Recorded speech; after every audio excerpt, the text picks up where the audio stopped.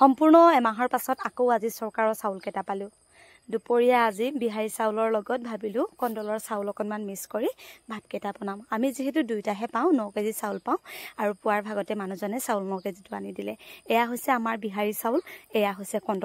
কণ্ডলৰ চাউল কেটা লগত আমাৰ বিহাৰী চাউল কেটা একেবাৰে নিমিলে কাৰণ আমাৰ বিহাৰী চাউল কেটা হৈছে ৰঙচুৱা 4 পোৱা আনিছো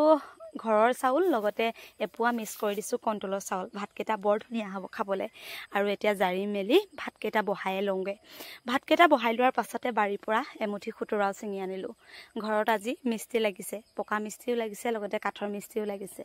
আমিও কুটেকেটা মুঠতে 5 জন মানুহ হৈছো সেইবাবে 5 জনৰ কাৰণে চাউলখিনি বহাই লৈছো আৰু কাম কৰি থাকে যেহেতু ভোক লাগে সেই কাৰণে ভাতকেটা অকনমান খৰকে বনাইছো আৰু খুতৰাৰ লগত ভাবিলো আজি ঔটেঙা বনাম বহুত গৰম পৰিছে গৰমত এইদৰে যদি ঔটেঙাৰ লগত খুতৰা বা অন্য কিবা কিবি জুলেটোপা খাও ভাল লাগে ঔটেঙা কেটা ৰাতিপুৱাই আনি মেলি এতিয়া কাটি ললো এয়া চাওকচোন কিমান ধুনিয়া লাগিছে নহয়নে ঔটেঙা কেঁচাকৈ খাইও ভাল লাগে এইফালে আকৌ কেৰাহীটোত পানীখিনি বইল কৰি লৈছো আৰু পানীখিনি বইল হোৱাৰ পাছত ঔটেঙা আৰু খুতৰা শাকখিনি দি মোৰ শাকখিনি পাতিয়ে এতিয়া মই বাৰিলে যাব লগা হ'ব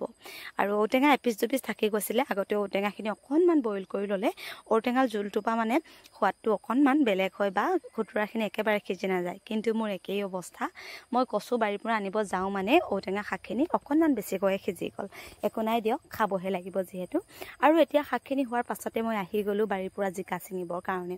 ইমান ধুনিয়াকৈ লাগিছে চাওকচোন আৰু এই জিকাটোৰ নাম বহুতে ভিন্ন ভিন্ন নামেৰে কয় আমি আকৌ চটপটি জিকা বুলি কওঁ মানে বহুত লাগে আৰু সৰু সৰু লগতে ইয়াৰ মানে বহুত প্ৰডাকশনটো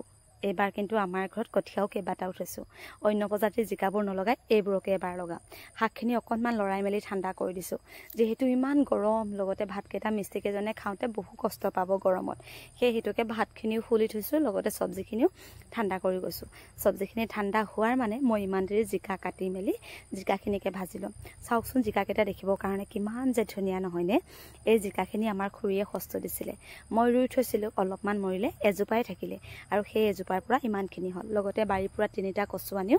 ধুনিয়াকে কাটি লৈছো কচু আৰু জিকা খুব বেছি খাবলৈ ধুনিয়া এফালে কেৰাহীত দি দিলো এতিয়া পিয়াজ জলকীয়া নিমখ হালধি আৰু নহৰু কেৰাহীতে এইদৰে যদি তেলতে ভাজি লম তেতিয়া হলে হালধিখিনি কালাৰটো আৰু ধুনিয়া হৈ পৰে আৰু এতিয়া মই কাটি থোৱা শাকখিনি এইদৰে বনাই দিছো বহুত কিবা কিবি বনাবলৈ মন যায় কিন্তু সময়ৰ নাটনি বহু সময় লাগে আগতে জুইকুৰা আছিল জুইত কিবা এটা বনাইছিলো গেছত কিবা এটা বনাইছিলো এতিয়া আকৌ জুইকুৰাও নাই নহয় লগতে মটৰ কেটামান অথনিয়ে বইল কৰি ৰাখিছিলো সবজিত দিম বুলি যদি বইল কৰি নলও অকনমান টান হয় শাকখন খাবলৈ সোৱাদ নাইকিয়া হয় সেই কাৰণে বইল কৰিয়ে জিকা দি লৈছো আৰু আমাৰ সবজিৰে দি কিমান ধুনিয়া লাগিছে চাওকচোন বহুতে কয় বগাকৈ খাও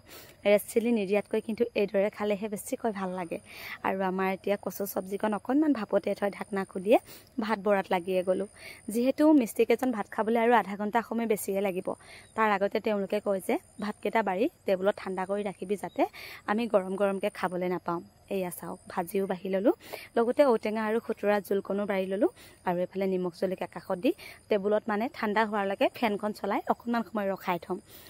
বহুত গৰম পৰিছে সঁচাকৈ তামাম গৰম আজি আকৌ হাল বাবৰ কাৰণে ট্ৰেক্টৰো আহিব নহয় ট্ৰেক্টৰ নহা আগতে মিষ্টেক ভাত খাবলৈ দি মই বাৰিলে বুলি যাবগৈ লাগিব লগতে বহু সময় আছে কিনো নকৰো কৈ বেঙেনা দুটামানো পুৰিলো বেঙেনা কেটা পুৰি মেলিয়ে মাছ কেটামানো ভাজি ললো আৰু মাছ কেটা কিন্তু অকনমান দেৰিকে পাইছো কাৰণ বৰ্জনা মাছলৈ গৈছিলে আৰু এতিয়াতো বহু সময় আছে সেই কাৰণে বাছি মেলি ভাজিও গলো আৰু এতিয়া মাছ কেটা হোৱাৰ পাছতে মই বেঙেনা কেটা ধুনিয়াকে পিটিকা কৰি ললো এবাৰ আকৌ আমাৰ বেঙেনা বহুত লাগিছে ছাগলীয়ে কিন্তু তামাম খায় তথাপিও আমাৰ ঘৰৰ মানুহকেটাই খাবলৈ পাৰো এতিয়া বেঙেনা চাটনিকণ কৰিলো লগতে খুতৰা ঔটেঙাৰ জোল আৰু এখন জিকা মটৰ আৰু